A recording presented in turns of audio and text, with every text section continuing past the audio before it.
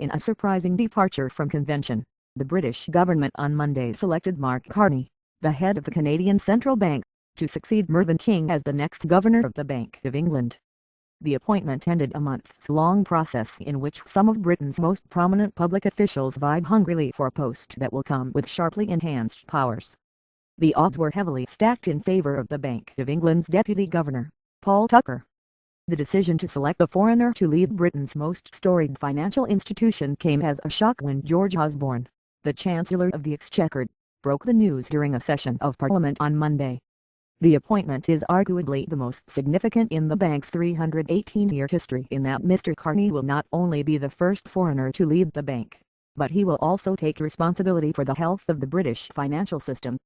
In addition, the central bank will directly regulate and oversee the country's banks and other financial institutions. The pressures facing the new governor are immense. Not only must he make decisions as to whether to continue the aggressive money printing program aimed at stimulating the economy, he must also ensure that the central bank's independence and reputation are not sullied by an ongoing investigation into the manipulation of key interest rates by commercial banks. Indeed, the decision to pick Mr. Carney seems to have been heavily influenced by the taint of the interest rate scandal that, although diminished, remains attached to Mr. Tucker. Early in the scandal, email exchanges between Mr. Tucker and Robert E. Diamond, then chief executive of Barclays, emerged which suggested Mr. Tucker may have supported the idea of keeping rates artificially low. Mr. Carney, the former Goldman Sachs executive, is widely admired for the steady job he has done in preserving financial stability in Canada in the face of pressures that have shaken other countries. "This is a new job," said Simon Hayes, an economist at Barclays. Previously, the focus was mainly on monetary policy. Now, it is about financial stability, monetary policy and macroprudential policy. The key is to get the right mix of policy and making sure there is proper coordination with the Treasury. The bank's new heft represents a stark shift from the era of light-touch regulation that held sway before the crisis, in which the bank's ability to intervene and take action to issue warnings of financial excess were constrained. Mr. King, who will stay as central bank governor until this summer, has emerged as Britain's most vociferous critic of irresponsible bank behavior. But he has also been criticized for acting too slowly in 2007 to bail out Northern Rock, the mortgage lender whose collapse that year marked the onset of Britain's financial crisis.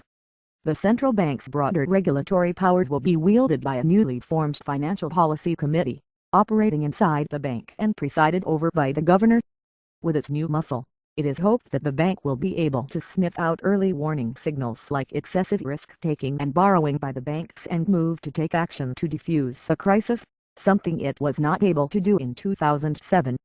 Reflecting the importance of the position, Mr. Osborne cast a wide net in searching for a successor and took the unusual step of considering candidates from outside Britain.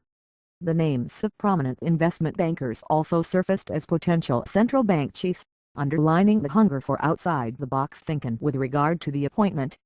Although Mr. Carney's name emerged months ago as a potential successor to Mr. King, the Canadian quickly and publicly removed his name from consideration. But Mr. Osborne, who, as Prime Minister David Cameron's top political advisor, has a fondness for grand gestures. Mr. Carney is head of the Financial Stability Board, a newly formed international body that oversees the health of the global financial system. That, along with his experience in the private sector, made him a compelling candidate, assuming that he could be persuaded to take the job.